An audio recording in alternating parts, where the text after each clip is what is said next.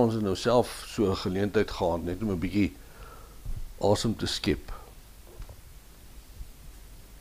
Maar dit is nogal 'n lelike vraag daai. So waarom dien ek hom?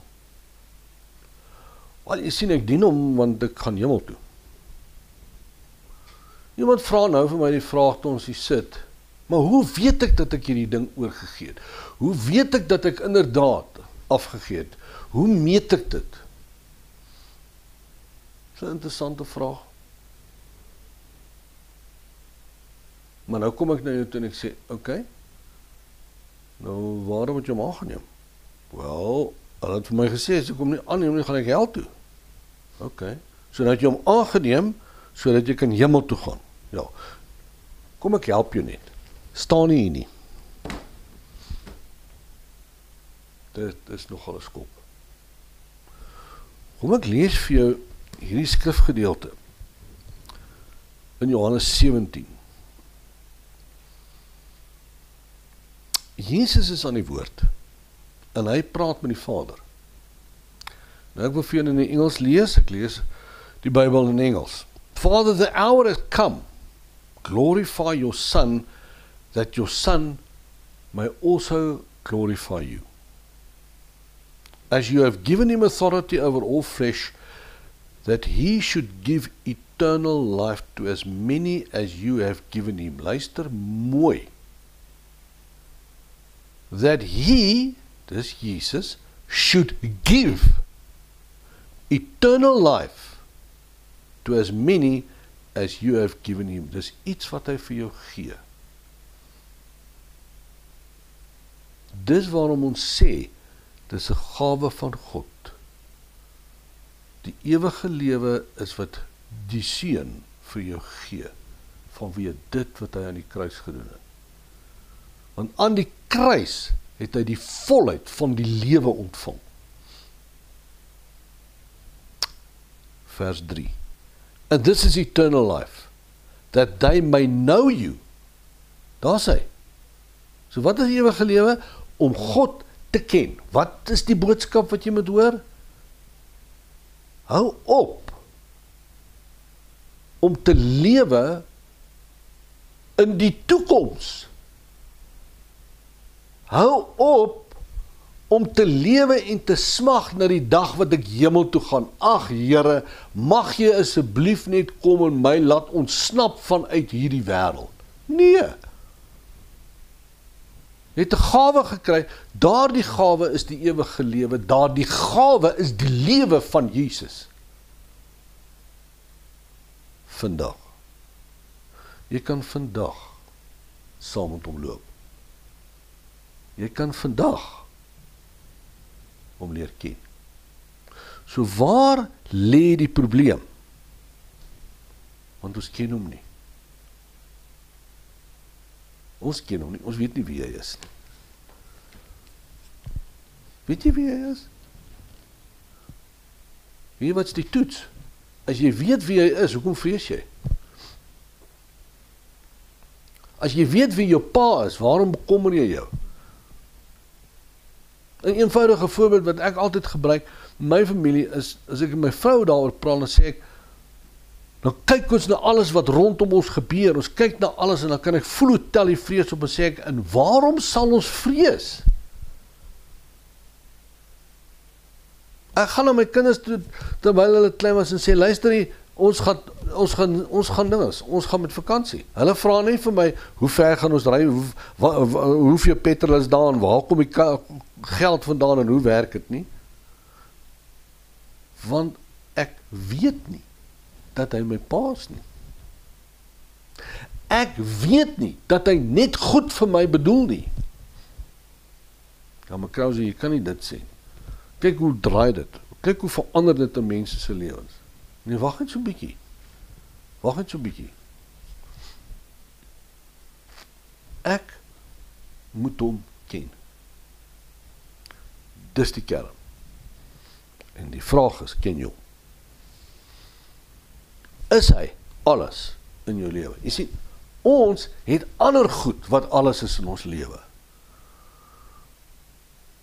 En ongelukkig gaan jy nou kom by die plek waar jy daarmee gekonfronteer moet word. Want ons het 'n prentjie wat ons lewe. Ons kom in ons lewens in met 'n prentjie. Ek meen, my kleinkinders is nou hier en staan er 2, staan er 3. Hulle het nou al 'n prentjie van hoe hulle gaan lewe. Hulle het nou al 'n prentjie, die karre en die huise en hoe dit werk. Jy sien, nou kom ons by Jesus uit, en dan moet hy ons prentjie gee. Maar ons is eintlik in beheer, so ons loop eintlik in 'n verhouding met hom, waar ons nou die verlas op ons het, om hier die lewe van ons uit te werk. Ons het die las op ons, om die prentjie wat ek het, te laat werk. En nou help hy my net, so waarom, wat nou eintlik gebeur is, hy moet die moeilikheid laat weggaan. Van na die dag, vir 'n ander ou, sê ek vir hom, sê vir my, kom die Here, en sê, nee, hy laat die moeilikheid weggaan. Hoor, ons leef so, want ons ken hom nie. Ons leef in lineariteit, en dit het alles verdraai. Nou, waarvan praat jy? Weet jy hoe leef ons as kinders van God? Ons het die heeltyd 'n vooruitskouing en 'n vooruitsig en 'n begeerte na die hemel. Ek was ook daar. Ek is die eerste wat my hart opsteek. So hoe leef ons? Ons leef op aarde, kyk nou mooi. Ons leef en leef en leef en leef en leef. Nou ergens in die lewe van ons slaat ons 'n graf. Daar is die graf, hy gaan in, ons gaan deur die graf, ons gaan uit, en dan kom ons uit.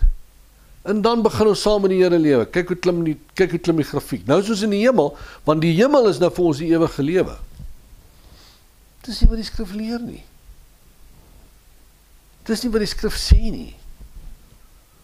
Jesus is alles in almal. Hy moet die hoogste goed in jou lewe wees. Hy moet die prominentste in jou lewe wees. Want hy het die graf toegegooi. Daai graf wat jy deur wil gaan, hy is toegegooi. So eintlik kan jy op hierdie punt begin lewe vandag, en omdat jy hom leer ken, begin jy saam met hom loop, jy begin saam met hom stap, in die lewe waar ons vandag is. Gaan jy nou 'n goeie lewe hê en alles gaan uitwerk? Nee, inteendeel. Want die vraag is, hoe meet jy goed? Wanneer gaan dit met jou goed? Ons het 'n prentjie. Ons het 'n prentjie in die kerk, hoe die kerk moet lyk. Ons het 'n prentjie hoe die kerk moet loop. Ons het 'n prentjie van al die goed in ons lewe, en Jesus moet daai prentjie laat uitwerk. En ek is in beheer van my prentjie. Weet julle wat? Het is glad nie waaroor dit gaan nie. Glad nie. So kom ek help jou. Het jy al ooit gaan sit en dink, waarom het Jesus dan gesterf? Vir watter rede het Jesus kruis toe gegaan en gaan sterf? Nee, vir ons sondes. Ja, is maar net 'n middel tot te doel. Maar waarom het hy eintlik gaan sterf? Want hy soek 'n bruid. Hy het hierdie verlange na jou, om jou lief te hê. Hy het hierdie verlange na die mensdom, wat ons nie kan verstaan nie.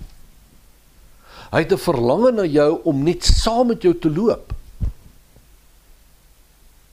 Hy het 'n verlange daarna, dat jy hom moet toelaat, sodat hy jou kan lief hê. Dis waaroor dit gaan. So hoe bring jy vreugde tot sy hart? Laat hom toe, dat hy jou lief het. En gee jou lewe vir hom, dat hy daarmee maak wat hy wil. Maak nie saak wat hy doen nie, maak nie saak waar hy is nie. Jy sien, ons kom eintlik uit ons verhouding uit met 'n troue. Ek het al so 'n paar troues deurgemaak. Waar gaan het? Gaan met die bruid. Die blomme, in die tyd, as ek daarna kyk, dis al waaroor dit gaan, in die familie beklei, en hulle beklei oor wie kom op die lys, en wie kom nie op die lys, jou pa het alweer te veel mense op die lys, waarvoor wil hy al sy vriende hê? Weet jy waar gaan hy eintlik? Met die bruidegom. As jy kyk na die huwelik in die woord, gaan dit oor Jesus wat kom. Wat het hy in gedagte? Wat het my bruidegom in gedagte vir hierdie dag? Manne, maar ek wil jou vertel, nou raak het wild aan die ander kant van hierdie TV-skerm. Maar is dit nie so nie? Ek wil jou vra, wat het Jesus in sy hart as hy jou kom haal? Wat is dit wat in sy hart is? Waarom het hy nie die voordeel dat dit alles om hom gaan nie? Want die bruid is besig om haar voor te berei vir die bruidegom. Nie soos sy dink nie, nie soos sy wil nie, nie met haar prentjie nie, maar hoe lyk sy prentjie? Hoe is sy prentjie opgestel? Sien, nou verstaan ons dit nie, want dis nie wat ons wil hoor nie. Want dit moet met ons goed gaan op aarde. Dit moet met ons voorspoedig gaan. En Jesus moet sorg dat dit gebeur. Ek het nou jare gelede hier in die vroeë 90's het ek baie saam met wat was sy naam, oom PD Leroux was 'n ou AGS pastoor het afgetree, maar daai ou het my getrek. Ek het altyd so na hom gekyk en gedink, jeeslik hierdie ou het iets. Nou is ek so 'n jong ou. Ek het net so na hom PD gekyk te sê ek wil net by hom bly. Ek wil net agter hom in slot. Ek sal sy boeke dra, ek sal sy Bybel ronddra, en dan gaan in die aande as ek nou van die praktyk afkom, dan moet ek nou saam met hom gaan ry. En dan het hy altyd vir my so gekyk en gesê, Boetie, jy's vry, ne? Dan sê ek, luister my oom, jy het nie 'n idee waarvan jy praat nie. Ek het nie 'n klou waaroor jy sê nie. Maar ek het my iets geleer. Wel, onder andere. Want hier nou een aand toe kom ons terug van Rustenburg af en hy sê vir my, nou sê nou vir my, nou, wanneer gaan dit nou goed? Toe ek nou lang gedink, toe sê ek, wel, weet jy wat, Peter, dit gaan goed as ek nou die einde van die jaar dit kan hê, en as ek nou die einde van die jaar nou my huis kan klaarbou, en ek kan nou, en hy sê, nou het ek geluister na al die goed wat jy sien, wanneer dit met jou goed gaan. Toe sê vir my, dink jy nie, dit is relatief nie. Sê ek, waarvan praat jy? En hoe is dit relatief? Sê vir my, vir die persoon in Rwanda, gaan het goed as hy vanaand brood het om te eet. Toe sê vir my, vir 'n ander persoon gaan dit vanaand goed, want hy het 'n bord kos wat hy kan eet. En hy sê, nou, wanneer gaan dit met jou goed, my broer? Ek sê, Jezus, Peter, ek het nie 'n klou nie. Hy sê, kom ek help jou. Wanneer jy reg in die middel van God se wil is, en jy wandel in sy teenwoordigheid, dan gaan dit met jou goed. Ek wil dit weer vir jou sê. Wanneer jy reg in die wil van God is, reg slap bang, en jy wandel in sy teenwoordigheid, dan gaan dit met jou goed. Al sit jy in 'n tronk. Al is hulle besig om al jou goed onder jou weg te dra, dan gaan dit met jou goed. So die teenwoordigheid van God, wat saam met jou elke dag saam met jou moet gaan, dit is jou maatstaf. Nie jou kar waar jy ry nie, nie die huis waarin jy bly nie. Het ek die vrede van die Here wat om my hang. Weet julle, as julle 'n bietjie gaan kyk na die, kom ons praat van die meer moderne, die laat 1900s, laat 1800s, vroeg 1900s, al hierdie ouens wat deur daai martelgange gegaan in China. Ek dink aan Wurmbrand, ek dink aan Brother Yun. Weet jy wat sê Wurmbrand? Hy verlang partykeer terug na die dae wat hulle om die tronk gemartel het.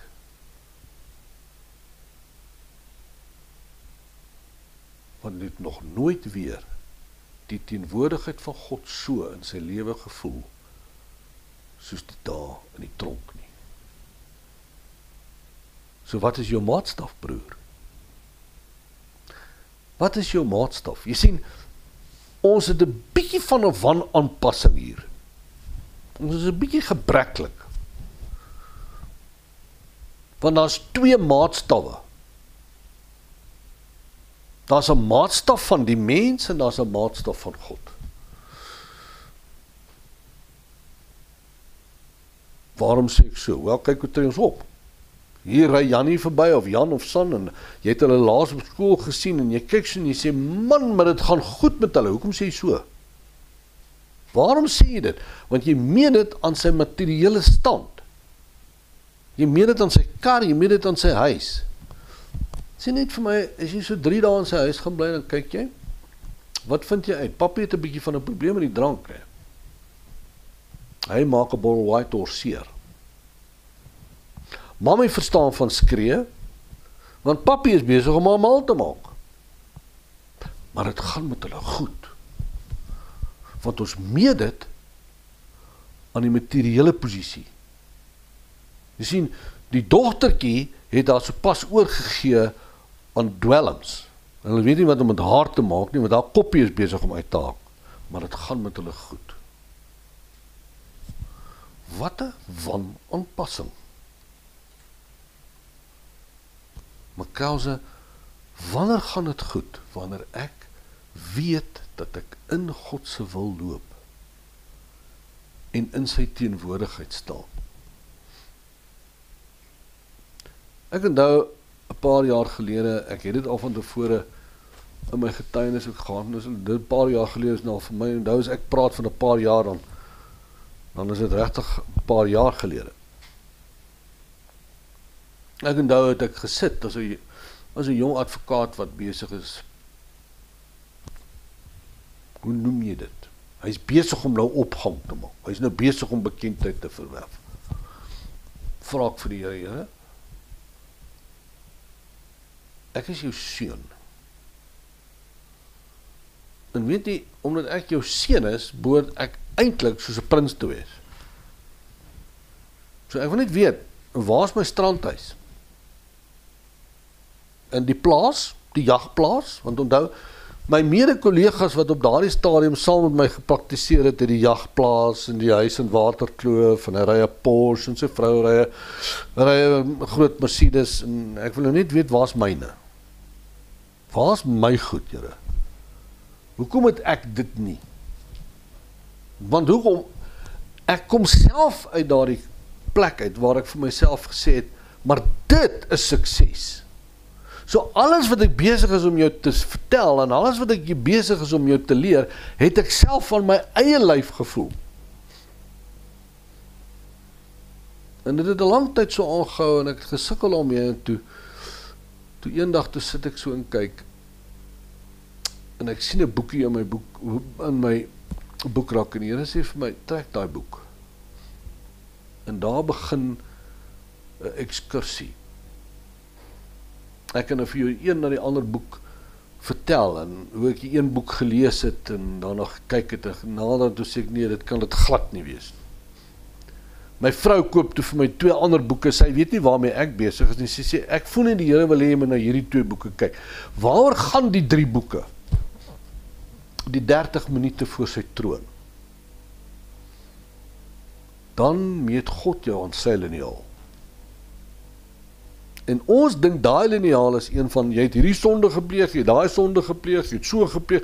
Weet jy wat, jy was 'n slegte mens, jy word verdoem tot die hel. Kry daai prentjie uit jou kop uit. In daardie posisie waar ek daar staan, gaan ek rekenskap gee van dit wat hy in sy hart gehad het, wat ek op die aarde moes leef. Hy gaan daar vir my vra, in watter mate het ek met hom gesinkroniseer? Sê nou vir my, is dit nie 'n bietjie iets anders op die tafel nie? Wanneer is jy dan suksesvol? Wanneer ek met God kan harmonieer? Wanneer is jy dan suksesvol in jou lewe? Hoe kan ek myself sien as hierdie suksesvolle persoon? Wanneer Jesus Christus sentraal alles in jou lewe is, en dit gaan net oor een ding. Here, is ek in die middel van u wil? My broer, solank jy in beheer is, gaan nie werk nie. Solank jy besig is om te kyk waarmee jy doenig is, dit gaan nie werk nie. Dit gaan nie oor jou nie.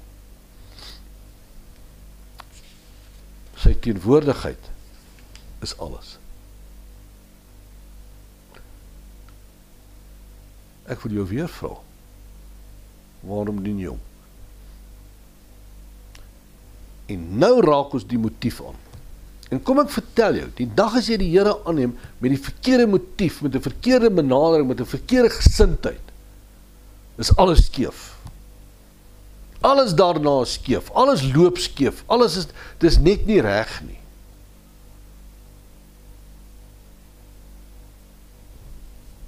Here, net om u te ken.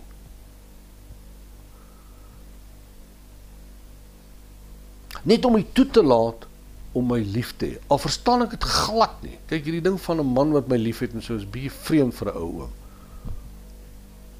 Dis bietjie vreemd. Maar dis waaroor dit gaan.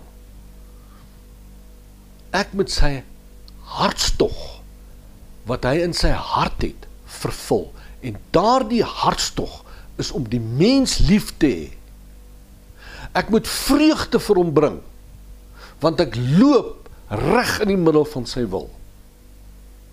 Al sit ek in 'n tronk. Ek moet vreugde vir hom bring, want die boek wat hy geskryf het, die boek wat hy oor my lewe uitgebring het, moet ek uitleef, sodat ek voor hom kan staan eendag, en hy my met blydskap kan ontvang.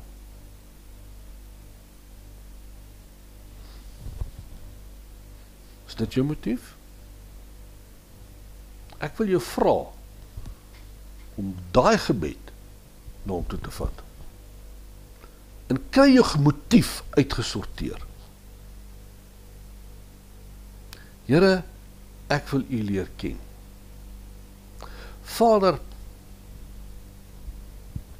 ek wil in die volheid van u lewe. Weet jy, kyk daar die gebed wat Paulus daar in Efesiërs 3 bid, nee. May I be deeply rooted and grounded in love, that I may be filled through all my being unto the fullness of God, dwelling in his presence. Daar is hy. Bid daai gebed uit jou hart uit, in voorbereiding vir ons toetrede tot die verbond. So ek gaan julle vra om deur dit te werk, daarna te kyk, en dis hier waar jou vrae nou kom, dis hier waar jy nou gaan sit en vra, en dis nou hier waar jy nou gaan sit en sê, maar nou kan ek dit nie verstaan nie. Skryf jou vrae neer, ons wil kyk, as julle vrae het, moet julle dit onder ons aandag bring, julle hoef nie vir ons die vrae te stuur nie, maar die idee is dat ons by mekaar kom, dat jy oor 'n tafel met my kan sit, en hom my sê, maar ek het hierdie vraag, ek verstaan nie. Hoe kan jy dit sê? Hoe kan jy dit sê? Ek wil nie 'n stryery hê nie. Maar as jy stry oor wat ek sê, kan ek jou nie help nie. Maar kom ons kry net ons koers reg ingestel. Kom ons kom net op die regte plek, waar ons vir mekaar sê, dis hier waar ons begin. Ek lê lineariteit in my lewe neer, en die beheer word oorgegee aan God, Want hy is so lief vir my dat ek dit nie kan verstaan nie. En dan groet ons mekaar, tot ons mekaar weer gaan sien. All who are thirsty, and all who are weak, come to the fountain, dip your heart in the streams of life, let the pain and the sorrow